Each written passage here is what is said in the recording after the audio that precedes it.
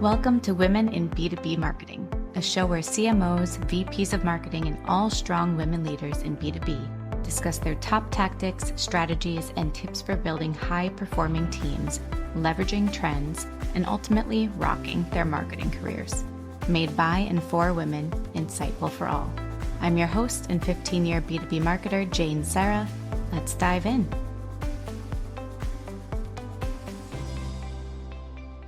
Hi, everybody. Thank you so much for joining us for another episode of Women in B2B Marketing. Today, I'm super excited for our guest. She is a fractional CMO at Glimpse, award-winning keynote speaker, workshop coach, B2B marketing consultant, also a podcaster, and at least 3 times author. And I just learned a lighting expert in the background. Everybody welcome Pam Didner. Hi, everyone.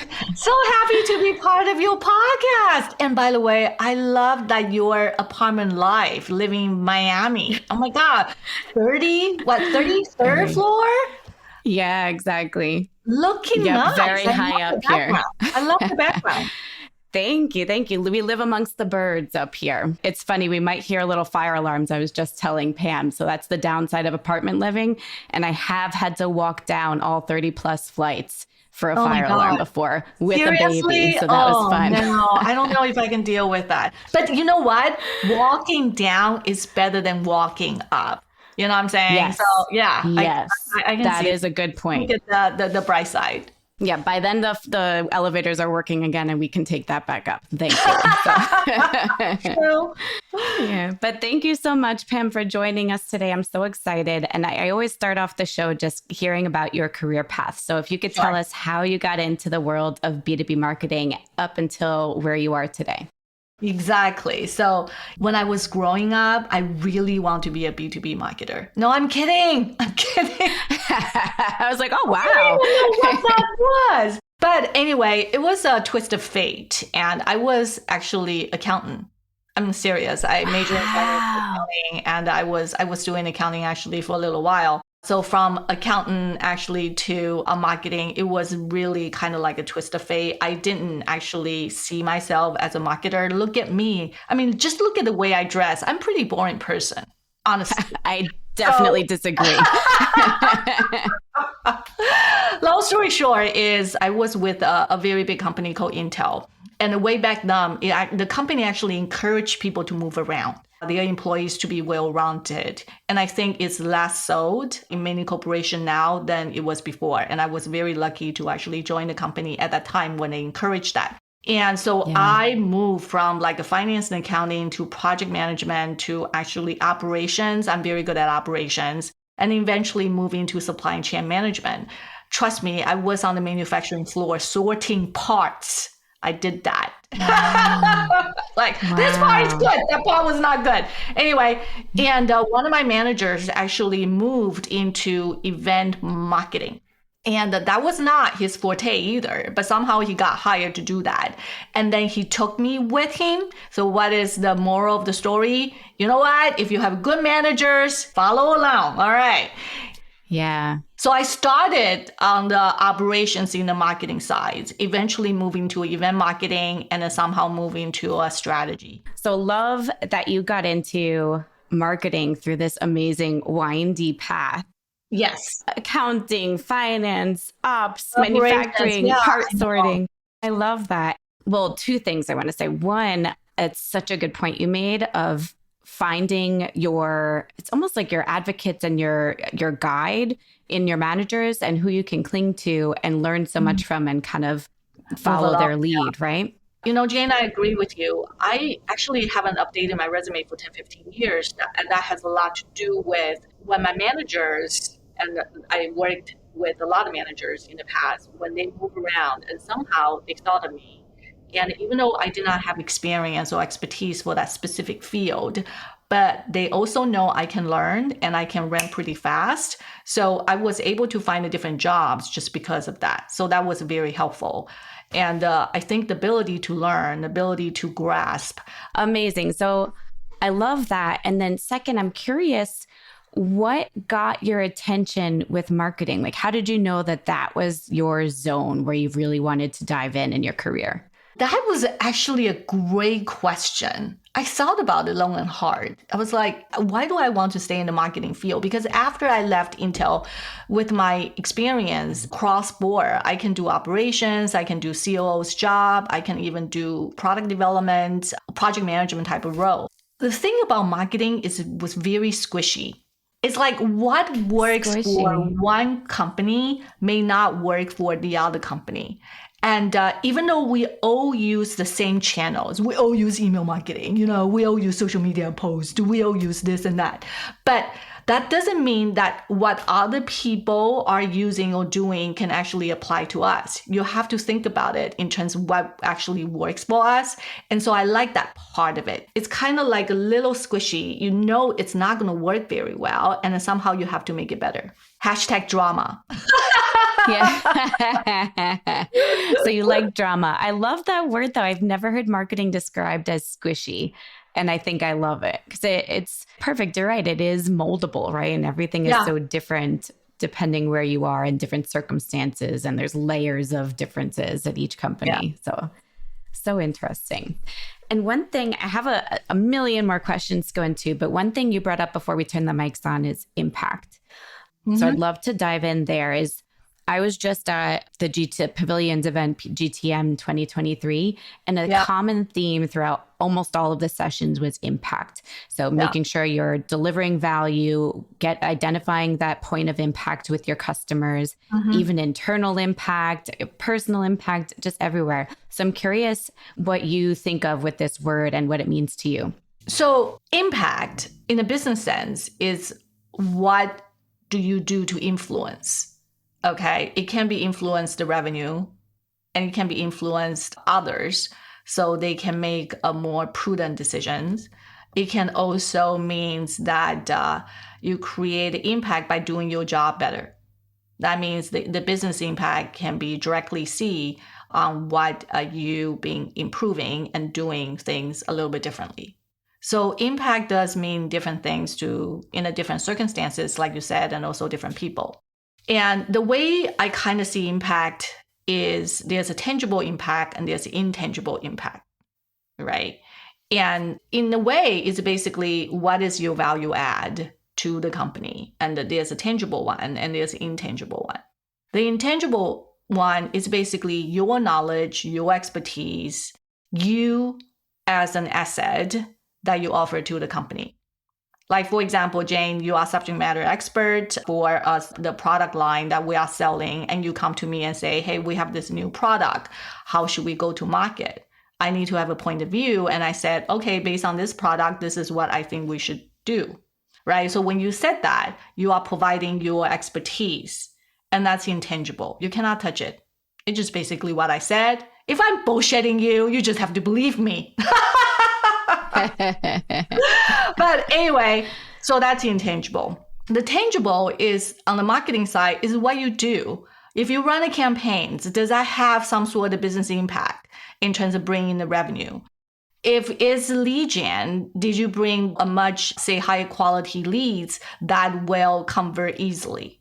Or if you run the campaigns on the thought leadership, does that broaden the leadership presence of your company? So that is based on the marketing efforts that you run. And that's something that is a little bit more tangible.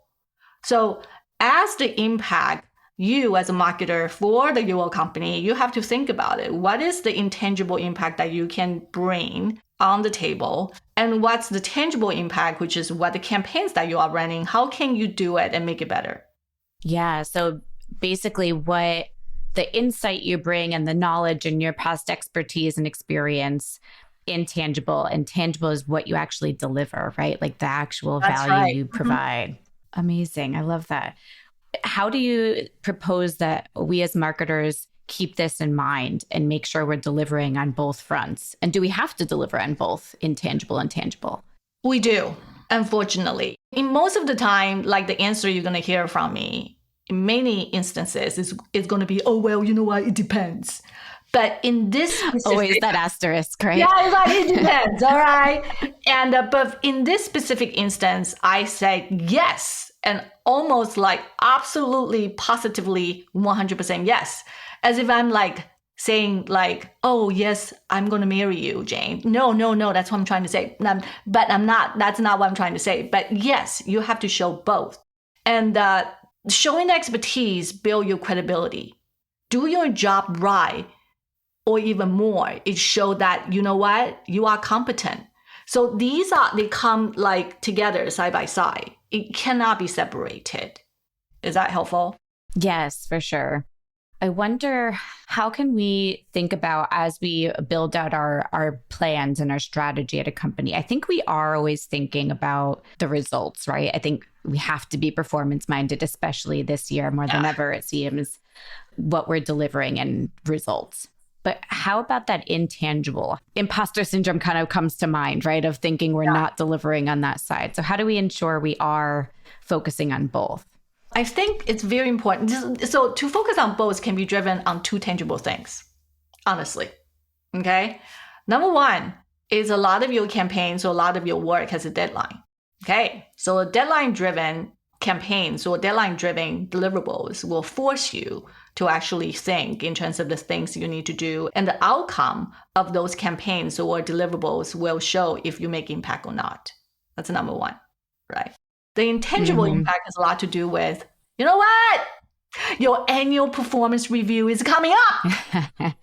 Somehow with that's tangible, but you need to document what intangible of the expertise, your communication skills, your leadership skills. How do you use all that skill set to actually move a lot of stuff forward? And you need to kind of showcase that as a part of your performance review. So yes, these deliverable driven type of marketing effort plus your annual performance review will actually bring the best of a tangible and the intangible. So interesting. And this makes me think back to, I saw that you presented at Marketing Prof's B2B forum. I did. And I believe at least one of the topics, because you had a workshop and I believe a session too, FOMO. Yeah. I wish I was there, but it was all about proving marketing ROI. So this kind of goes hand in hand, right? Showing that impact. Exactly. Where do we begin with making sure we're keeping that top of mind and demonstrating marketing ROI from the get-go? Yeah. So the title is called Demonstrate Marketing ROI. And I talk about the tangible and intangible aspect of it as a part of the presentation. And at the end of the presentation, I said, my title or the session title is How to Demonstrate Marketing ROI. Honestly, that's not the question at all. The question or the answer to that question, first of all, that question is a wrong question. I told everybody that. How to demonstrate marketing ROI is a wrong question to ask. The question is how to demonstrate marketing ROI in the context of revenue. That's the right question to ask. So if you actually scope it, how to demonstrate marketing ROI in the context of a sales revenue, all of a sudden the answer is very clear. It's marketing's contribution to sales. Yeah. Right. So that's the tangible part. Now you have to make it happen to bring your marketing effort down to the bottom of the funnel to be able to show that. And that's the hardest part. Right. So how do you make that? The back end needs to be integrated. What are you doing in the top of the funnel using marketing automation tool? You need to take it down to a CRM. So what am I trying to say? You need to know CRM as a marketer. There's no showing that. You have to. Do you think that today marketers are focused on the wrong aspect of ROI? So focusing on too many top of funnel metrics like MQLs and leads coming in versus contributions to MRR? That's a great question. And I'm not going to fault. This is a philosophical debate, by the way, and I'm just going to take a little bit of time to explain it. And so I'm not going to fault like anybody who tracking top of the funnel metrics. There was nothing wrong with that as long as your management agree. If you are tracking that and your management not necessarily in agreement or they look down on that, that's an issue. You see where I'm coming Yes. from? That one, right? All about alignment. Number two is you can track top of the funnel. Let's assume you track MQL. You only track MQL. Honestly, if all your job is doing MQL and that's your job and you're being assigned to do that job, that is fine too. But there's another metrics that you should track in addition to that is the conversion rate from MQL to SQL. Let's assume you bring 4,000 MQL this year, you bring 4,500 next year. Well, that's great. Or you bring 4,000 this year, you bring 4,000 next year. That's also great. But it doesn't show impact unless you show percentage of a conversion. Do you see where I'm coming from? So if the conversion from 4,000 to say 3,500, that's a percentage point. But if you take 4,000 and that's the next year's conversion is actually say 4,000, all of a sudden that's 100%, right? So the impact doesn't come from the number of the MQL. It comes from the percentage point that you are driving. You see the impact going up. That's why you need to measure the percentage of a conversion, right? So you have to think about it. You can do top of the funnel. That's no issue. Yeah. Girls, you can do that.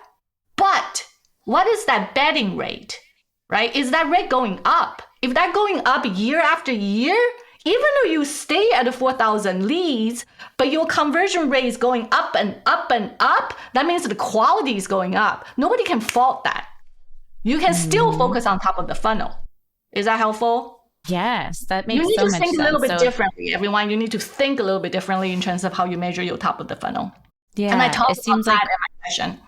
It seems like we need to expand what we're focusing on. So if we're looking at MQLs to keep with this example, okay, you're measuring MQLs month over month, quarter after quarter, year over year, but how is that changing and improving? And let's say it's even going down. If you're seeing MQLs from 4,000 to 3,000. Great, yeah. Yeah. But then you see the SQLs. Yeah. If it's going down, then you're like, you know what? Whatever was working in the past is probably not working now. Therefore, we need to do something a little bit different. Yep. Would you consider that as a point of potential impact that is not being made or lack of impact? So you need to change something so you can then make that impact? Mm-hmm. You hit the chord. Okay. Let's say in this example, it goes from 4,000 MQLs to 3,000 MQLs, but your SQLs are going up. So the quality is improving, but the overall net is shrinking, which kind of is happening right now in this year, right? Right. But if the quality is improving, Yes. So that's the issue that everybody encounter right now because all of us are getting so sophisticated. I mean, that means all of us as a B2B marketers and our customers are sophisticated too. Like when you send an email, and when you do email marketing campaigns right now, I'm telling you across the board for my clients, the opening rate is down, the click-through rate is down. And it's just because everybody, first of all, they are overwhelmed by all the information they receive on a regular basis. And second thing is they are jaded and cynical.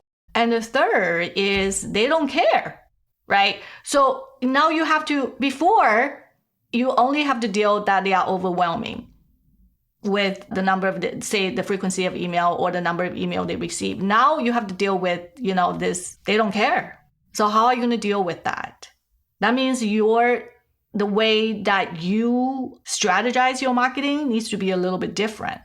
And then all of a sudden, what comes to play is quality versus quantity. And do you need to send out that many email? That is a discussion, right? My offer needs to be stronger. That's a discussion. So for the email marketing, should I do very hyper personalized email outreach instead? That's a discussion, right? So you have to think about the impact that you're going to make. You need to make some changes. That's what I'm trying to say, right? And that including me as well. I'm an independent consultant, right? In the past, I can get a job pretty easily. This year, because I'm in the tech segment and the layoff is massive bloodbath, impact my business. Yeah. So, and all my past clients, like some of them, they have not even found jobs yet. right? So first of all, how can I help them? So number one, they be my clients. How can I help them, right? And the second thing is, okay, so how do I change my outreach? That's a little bit different than what I have done before. In the past, I counting on referrals. I have many, many referrals. Now I was like, no, I probably need to do my marketing outreach a little bit differently. Right, so yeah, I mean, that's so interesting.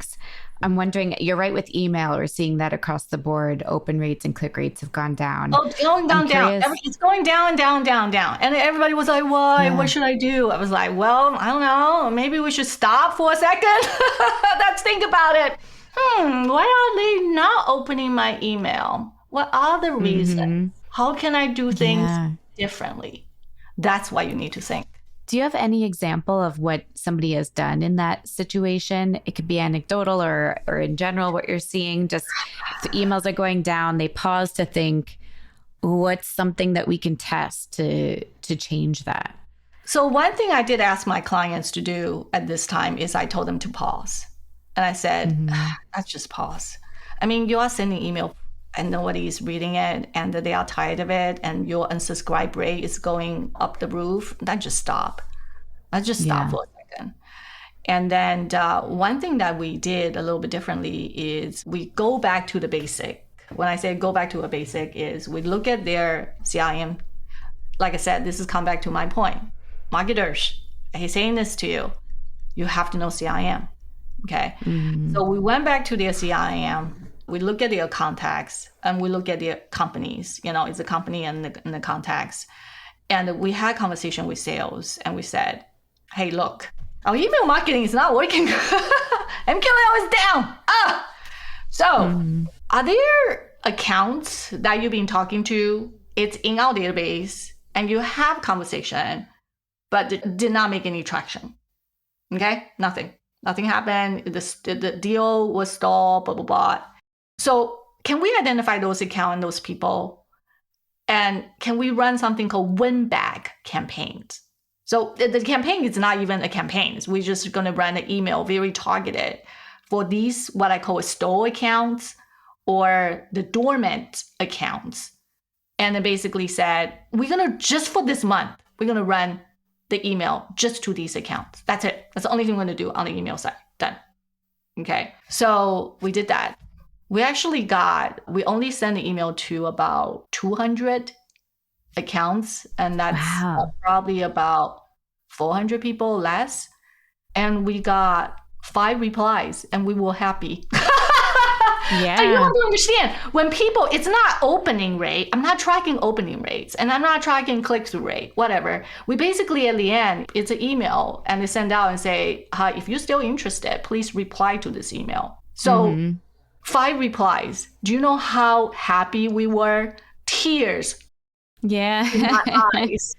And we got 5 replies, and at least to me, that's very high quality. If somebody reply and say, yeah, you know what, I talked to you before, I would like to have a conversation.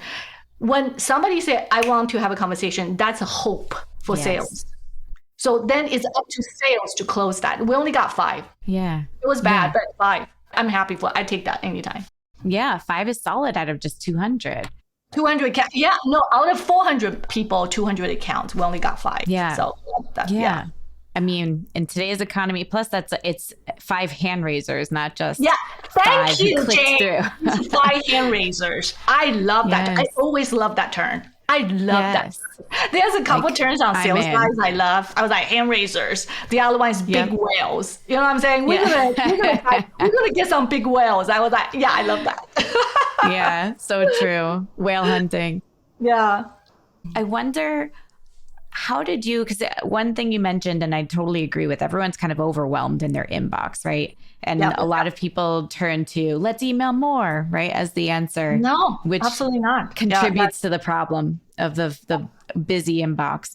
How did you stand out when your goal is really to re-engage and get a conversation?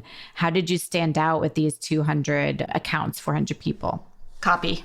the title, subject line, and the copy. And we spent so much time vetting the copy and try the different subject line. We tested with several salespeople and also a couple, we ran a couple testing and just make sure that subject line and also the copy. And we made the copy short. It was not even a long copy. And we spent a lot of time. The shorter you go, the harder it is to write, honestly, because you have to think every single word, and every single word matters. We wrote a very intentionally short copy, and then we tested the subject line. And we did not attach anything at all, nothing. It's just more or less a very personable email, and with a strong call to action reply. But I'm pretty sure a lot of people probably didn't see that either. But another thing I want to share with you and everybody else is marketing nowadays, get me out, it's calculated bet. You are placing bet on the table. Yeah. You are placing bet. And you're going to lose many times, but it's a bet. That's why you need to tell your manager. Marketing is all about placing bets. And you are placing the bets and hope that you're going to bend the odds to your favor, right? Yeah. Based on the probability that you think it's going to win. Yeah. Right? So marketing is placing bets. Yes, that's so true. It does feel like everything we do is kind of gambling, and it's like science experiments at the same time too, right? Yeah. We're used to have some budget carved out for experiments, and now it feels like everything is experiment. So it was so funny, and try to make this fun, try to make this email fun. In addition to we only focus on very targeted, and we were betting with our salespeople. Okay, I'm not encouraging betting and gambling. Please, everybody, don't take this in. Disclaimer. I'm not, all right? I'm not saying that you have to. It was just a very fun, lighthearted, and I was talking to sales. I was like, how many replies do you think you're going to get? Do you think we're going to get? And then the two salespeople was like, I don't know, 3, 2. I don't talk to them, no traction whatsoever. I say 2, and then the other guy says, you know what, we're just going to put $5 on the table. And they were like, no, we should do this in the betting world is overall under. We pick a number. And then somebody will say, we go over that, we go under that. I was like, really? That's how betting is done? Didn't know. Okay, I learned something. So then all of a sudden, we build that bonding relationship with salespeople.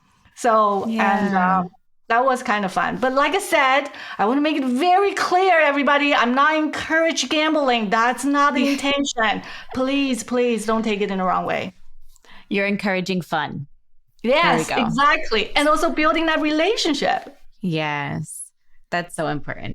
So thank you for the specific example. I think that's super helpful. So people can kind of take away and think about what can I test and change and focus in on, and on the email side, for example, or what do I need to pause on to really reevaluate and test out a new strategy because it's just not working.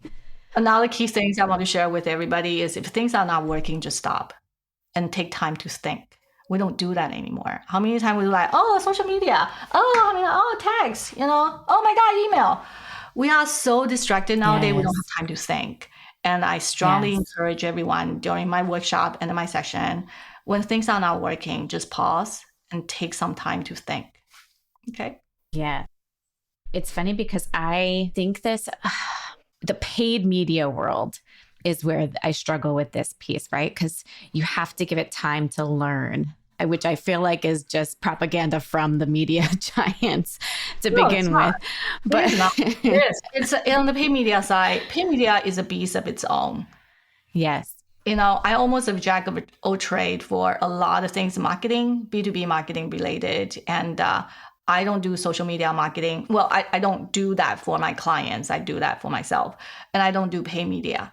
The reason is, like I said, paid media is kind of a beast of its own. And every single paid media can be done differently. And there's certain nuggets you can learn from it.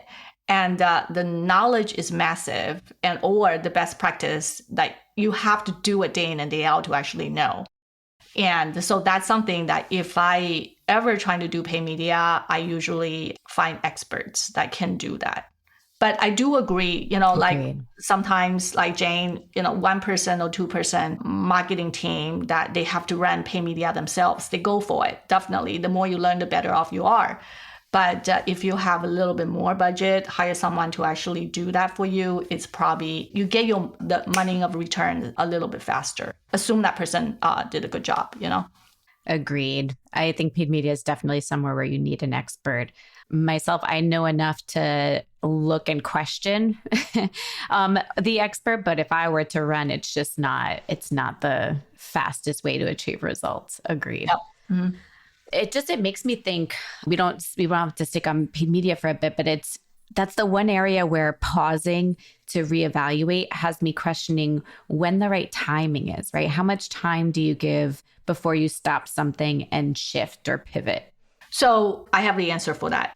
Yes. You have to look into your purchase cycle. Okay. So if the purchase, you have to look at when people come to your funnel and then did make a purchase, how long is that? Right? For a SaaS-based platform, you might have a different timeline because you have a different business model from premium down to the enterprise level. But you can gauge in terms of what is the purchasing cycle. Is it 3 months? Is it 6 months? Is it 3 to 6 months? Or is it 12 to 18 months? So when you run a paid media, your paid media timeline, working or not working, should be based on your purchase cycle. At least for a little bit. Say the prospect coming to your funnel down to the deal closure, say 3 months, you at least have to run your paid media 3 months, for example, even longer, right? You cannot run just 1 month and expect it's not working, I'm going to quit. That's never going to work. In general, you want to get some data point and statistically significant, you have to run at least 3 months. I love that. What a tangible answer. That I always makes so much sense. Answers. Yeah. Yes. Mm-hmm. I love it. I want to attend a Pam workshop right after this. Our workshop is actually a lot of fun. We watch movies and eating popcorns. So, Love that. So have you noticed any other trends with your clients and friends and colleagues of what is working right now in general? It could be a channel or a strategy. I love the one takeaway I already have from you is to pause and think and evaluate. So that's great across the board. Anything else you see working? Yeah. So the answer is no. I have not seen from all my clients there's one specific channel is working. And I'm not trying to depress anybody. I'm more or less just kind of tell what the reality is. Everybody is struggling right now, honestly, and on the B2B side. And if you are not struggling, you know what? Respect. And everything is going very well. Perfect. You should be very proud of yourself and you should pat yourself on the back. But if you are struggling, I want to let everybody know you are not alone. You are not. Because majority of us are struggling, with the marketing campaigns that's going to work. So I cannot pretend to tell you what channel to work. No. What I would suggest you do specifically, and this is very important, is go back and look at your company's business model. Right? So what is that business model is? And also understand, possibly in 2024, what is the revenue goal? The company also know a lot of stuff they do is not working. So it's not you, it's not marketing, it's also product. It's a lot of things. Okay. If you see so many companies are laying people off, obviously something is not working. So internally, they also know something is not working. It's just not you. Right? Yep. So they are also making changes. If I were you as a marketer, I would stay very close to the changes they're trying to make. Whatever changes they are making, either on the product side, on the sales side, the business model, how they're going to sell the product, stay very close to that. Then your changes needs to come from that. Right? So I'm not giving you any answers in terms of what channel and campaigns are working. That's not what you should focus on because nothing is working. Yeah. Then you need to focus on internally what your companies are changing, and then you go along with that ride, right? Once you understand that, things will come incredibly clear. Yes, very nuanced. I think that is a huge tip for everybody in marketing. So thank you. You're final welcome. Question before we wrap up. Sure. That was great advice for all marketers. What advice would you give yourself, Pam, just starting out in marketing, transitioning from ops and accounting, getting into marketing? What advice would you give her? Oh my God. I was so stressed out when I made that transition because I was an ops person. Yeah. So I think everything in the tactical level, if you talk to any finance and accounting people, you talk to any ops people, and bless their hearts, and they tend to think very tactically. And Yes. every time you talk to them, they think about how. Okay. Mm-hmm. So if you are anyone like a marketer try to move up, or someone need to transition to a marketing, this sounds very jaded, but you have to understand why people do things a certain way instead of focusing on how. Whenever I talk to my clients right now, my clients will tell me a problem, and immediately, that accountant and ops Pam will immediately say, "Oh, I know, I know how to fix it." I immediately focus on how to do things step by step. In my mind. My mind is racing how, 1, 2, 3. But I always have to force myself to ask question, why? Why do you decide to do that? What are you trying to accomplish? Yeah. Right? To get that clarified first before you focus on how. That's very important. To me, that's the biggest transition that I kind of uncovered when I moved from ops role to a more marketing role. Yes, I love that. Understand the why. Yes. Perfect. Thank you, Pam, so much. I want to pick your brain for days. I appreciate you spending your time here and sharing with us. So thank you for joining us. And thank you, everybody, for listening. If you liked the episode, share, connect with Pam on LinkedIn, and share an episode with a friend. It all helps us. Appreciate that. Take care. Bye, everyone. Bye, everyone.